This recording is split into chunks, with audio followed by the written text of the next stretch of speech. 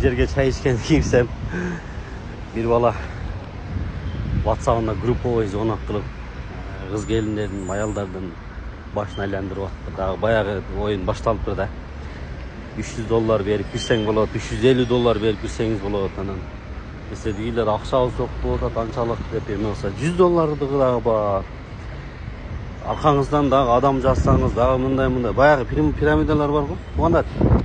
Айрыкча мына айымдарында ошондой нерселерге көп алданбаңыздар. Ошол пирамидадан болобу, баягы артынан адам жазгандардын аркасынан болуп кеткендер эч ким көрө элекпи? Ошол оюнду, ошол жумушту дейбизби, кайсыны дейбиз, ошону уюштургандар гана болуп кетиши мүмкүн дагы. Анан башкасын билбейм, болуп кеткенин эч ким көрбөдүм. Баары бир банкрот болуп, башын кармап отургандарды аябай эле көп көргөм. Ошон үчүн ошондой иштерде баягы акча салып аркаңан адам жазасың дегендерде бир аз абайласаңыздар. Ошол.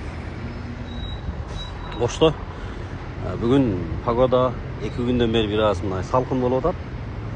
Баягы кайнап аткан ош жок бүгүн.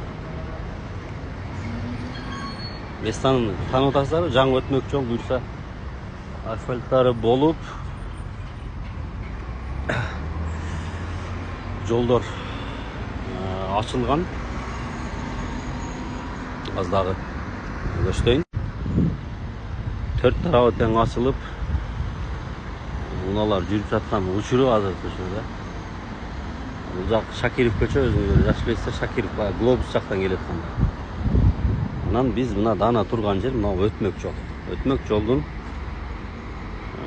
мындай сыртындагы фасадтары дагы толук бүтө элек экен. Иштер жүрүп атат достор. Ошол. Эми областойдон келгендеги круговой деп калабыз да, баягы западныйда круговой, восток Грензотто круговой деп калабыз го оштуктар. Эми мына областной жактагы круговой деп калат экенбиз да, буюрса.